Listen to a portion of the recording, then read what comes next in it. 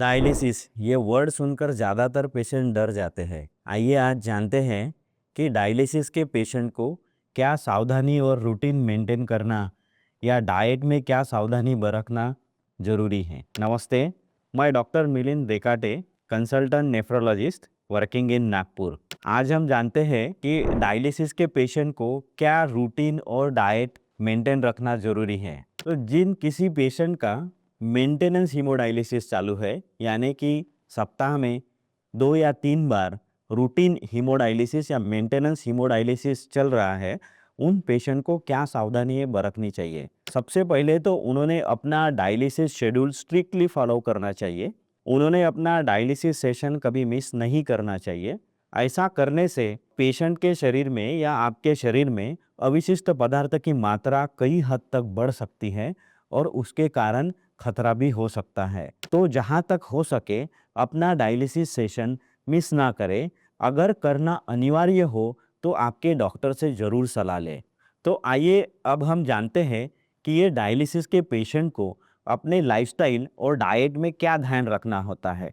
सबसे पहले हम बात करेंगे तो वाटर इनटेक की। ये डायलिसिस के जितने भी पेशेंट होते हैं, ज़्यादातर पेशेंट में उनका यूरिन आउटपुट या उनका यूरिन बनने की मात्रा धीरे धीरे कम हो जाती है और ज़्यादातर पेशेंट में जैसे ही टाइम आगे बढ़ता है लगभग 0 हो जाता है और आपकी किडनी भी आपके शरीर से अतिरिक्त पानी बाहर नहीं निकाल पाती है। तो ऐसे समय में आपको आपका वाटर इनटेक एडजस्ट करना बहुत ज़रूरी है। इसीलिए ज़्यादातर मरीज को ये बताया जाता है कि आपका liquid intake, total daily liquid intake 800 ml से 1 लीटर या 1000 ml, उससे ज़्यादा नहीं होना चाहिए। उसको मापने का दूसरा भी एक मापदंड है, जैसे कि आप जब भी नेक्स्ट डायलिसिस के लिए जाते हैं तब आपका वेट 2 से 2.5 किलो से ज़्यादा नहीं बढ़ना चाहिए।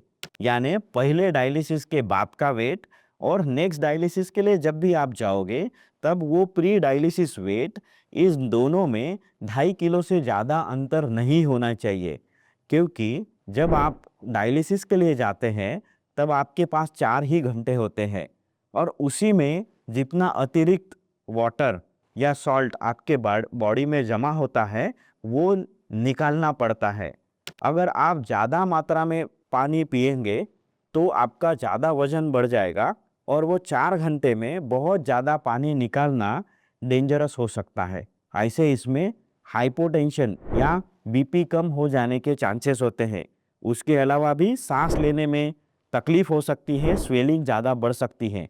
इसीलिए ज़रूरी है कि जिन किसी का डायलिसिस चल रहा हो उन पेशेंट को लगभग 800 ml से 1000 ml, उससे ज़्यादा दिन में पानी नहीं लेना चाहिए। दूसरा है सॉल्ट या नमक। तो डायलिसिस के पेशेंट को नमक का सेवन भी कम करना चाहिए, क्योंकि डायलिसिस के पेशेंट की किडनीज तो काम नहीं करती है। तो जो कुछ हम सॉल्ट डाइट में लेते हैं वो किडनी द्वारा ही पेशाब में एक्सक्रीट किया जाता है। जैसे हम ज़्यादा सॉल्ट लेते हैं तो नॉर्मल पर्सन का सॉल्ट वो किडनी अपने आप बाहर डाल देती है, बट डायलिसिस के पेशेंट का तो किडनी का कामकाज बहुत कम होता है और उनकी किडनियां इतनी सक्षम नहीं होती कि ये सॉल्ट बाहर डाल सके। तो अगर वो ज़्यादा सॉल्ट लेते हैं तो उनके पैरों में सूजन आती है, सॉल्ट के साथ पानी मिलके उनके पैरों में सूजन आती है और ज़्यादा वेट इंट्राडायलिटिक वेट गेन हो सकता है या सांस लेने में तकलीफ हो सकती है।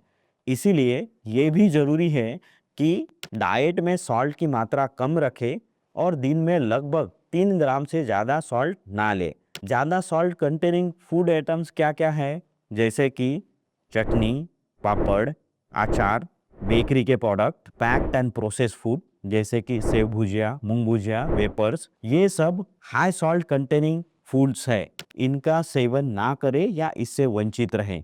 ध्यान रहे 2 डायलिसिस के बीच में आपका वजन 2 से 2.5 किलो से ज़्यादा नहीं बढ़ना चाहिए। अभी हम बात करेंगे कि प्रोटीन कितना लेना चाहिए। मुझे लगता है सभी पेशेंट को ये पता है कि किडनी डिसीज यानी प्रोटीन नहीं लेना है या प्रोटीन डाइट का सेवन कम करना है। बट ध्यान रहे जब भी हम हमारा मेंटेनेंस हीमोडायलिसिस चालू हो जाता है तब हमें ज़्यादा प्रोटीन लेने की ज़रूरत होती है। जैसे कि बहुतांश मरीज को डायलिसिस लगने के पहले, जो कोई क्रोनिक किडनी डिसीज के पेशेंट है, उनको डायलिसिस लेने के पहले प्रोटीन कम लेने की ज़रूरत होती है। बट जैसे ही डायलिसिस लग जाता है या मेंटेनेंस हीमोडायलिसिस चालू हो जाता है, तो उनको मात्र ज़्यादा प्रोटीन लेने की ज़रूरत होती है। जैसे कि क्रोनिक किडनी डिसीज के पेशेंट डायलिसिस चालू होने के पहले उनको 0.8 ग्राम पर केजी पर डे इतना प्रोटीन लगता है या उससे कम ले सकते हैं। बट डायलिसिस चालू होने के बाद आपका ये प्रोटीन रिक्वायरमेंट बढ़ जाता है और आपको लगभग 1.2 ग्राम पर केजी पर डे इतना प्रोटीन लेना जरूरी होता है। तो एक बार डायलिसिस चालू होने के बाद protein containing vegetable foods like pulses, दालें, सभी दालों का सेवन कर सकते हैं। डेयरी प्रोडक्ट्स लाइक पनीर ये ले सकते हैं। रेड मीट या फिश ये ले सकते हैं या एग्स ले सकते हैं। रेड मीट का सेवन थोड़ा कम रखें क्योंकि उसमें प्रोटीन के साथ साथ फॉस्फेट की भी मात्रा ज़्यादा होती है और जो डायलिसिस के मरीज होते हैं उनकी किडनी की फॉस्फेट एक्सीडिंग या फॉस्फेट शरीर से बाहर डालने की क्षमता कम होती है। तो कुछ तो डायलिसिस से कवर हो जाता है बट बाकी उनको डाइट में एडजस्ट करना होता है। तो प्रोटीन के साथ साथ phosphate containing food items like red meat भी या सॉफ्ट ड्रिंक ये भी कम लेना चाहिए। अभी हम बात करेंगे कि डाइट में पोटेशियम की मात्रा क्या होनी चाहिए। पोटेशियम भी अपने किडनी द्वारा उसके अपने ब्लड में उसका लेवल मेंटेन किया जाता है। जो कोई पेशेंट डायलिसिस पे होते हैं उनका किडनीज वो पोटेशियम एडजस्ट करने में सक्षम नहीं होता है, तो हमें ये डाइट से एडजस्ट करना पड़ता है। High potassium containing foods like dry fruits, fruit juice, coconut water और चॉकलेट इसका सेवन ना करें। और आपको अगर फ्रूट्स लेने ही हैं तो low potassium containing fruits like apple, pineapple, pear, papaya, guava ये डायलिसिस के दिन, डायलिसिस को जाने के पहले 100 से 150 ग्राम तक ले सकते हैं। बट याद रहे जिनका पोटेशियम लेवल हमेशा बढ़ा रहता है उनको ज़रूरत पड़ सकती है कि ये भी इनकी भी मात्रा कम से कम रखे। शरीर में पोटेशियम बढ़ना एक डेंजरस हो सकता है। हाइपरकैलेमिया ये बहुत ही क्रोनिक किडनी डिसीज का एडवर्स इफेक्ट है। अगर पोटेशियम का लेवल कई हद तक बढ़ जाती है तो अपने दिल का रिदम इरेगुलर हो सकता है और खतरा भी हो सकता है। तो सावधानी बरतें कि अपना पोटेशियम लेवल ना बढ़े। पोटेशियम कंटेनिंग फूड्स कम से कम या ना ले। अभी हम बात करते हैं कि डायलिसिस के बारे में क्या मिथ्स है। बहुत सारे लोगों को ये लगता है कि डायलिसिस लग गया यानी अपनी लाइफ खत्म है, बट ऐसा बिल्कुल ही नहीं है। इनफैक्ट जो कोई पेशेंट को क्रोनिक किडनी डिसीज होता है या उनकी किडनीज काम नहीं करती है तो बहुत सारे उनको सिम्टम्स होते हैं और उनके शरीर में अविशिष्ट पदार्थ की मात्रा कई हद तक बढ़ जाती है। ऐसे स्थिति में डायलिसिस ही मात्र ऐसी प्रक्रिया है जिससे जीवित रह पाना संभव है। डायलिसिस एक लाइफ सेविंग और लाइफ सस्टेनिंग प्रक्रिया है। क्रोनिक किडनी डिसीज के मरीज को डायलिसिस के जरिए ही लंबे समय तक जीवित और हेल्दी लाइफस्टाइल जी पाना संभव होता है। तो डायलिसिस करने से डरे नहीं। जब भी अनिवार्य हो तो टाइम पे आपने डायलिसिस चालू करना बहुत ज़रूरी है। बहुत लेट करने से जो अविशिष्ट पदार्थ शरीर में जमा हो जाते हैं उसका अपने शरीर पे नेगेटिव इम्पैक्ट या एडवर्स इफेक्ट आता है। ऐसे स्थिति में डायलिसिस चालू करने के बाद भी इससे रिकवर होने के लिए बहुत टाइम लगता है। और जो जल्दी चालू करते हैं या टाइम से जो डायलिसिस चालू करते हैं उनसे जो लेट डायलिसिस चालू करते हैं उनके लिए रिकवर कर पाना थोड़ा कठिन होता है।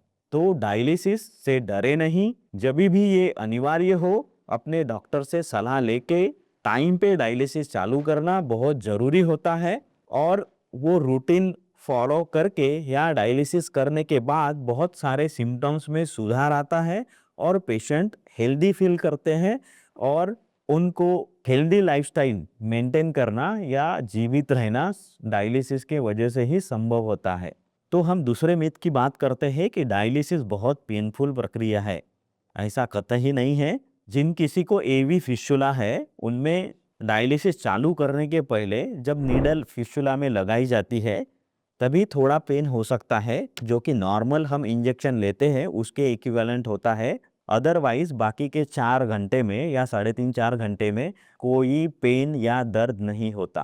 तीसरा मिथ, डायलिसिस से हमारी किडनी रिकवर नहीं कर सकती।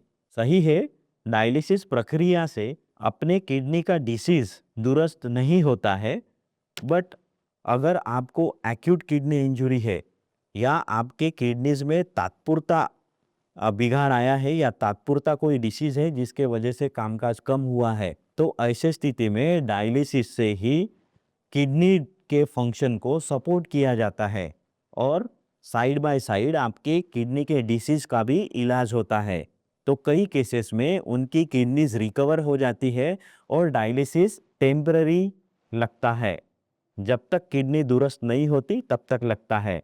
बट जिस किसी की किडनीज परमानेंटली डैमेज है, उनमें डायलिसिस करने से उनकी किडनीज तो रिकवर नहीं होती, बट डायलिसिस मेंटेनेंस हीमोडायलिसिस करने से हेल्दी लाइफस्टाइल और लंबे समय तक जीवित रह पाना संभव होता है या संभव हो सकता है।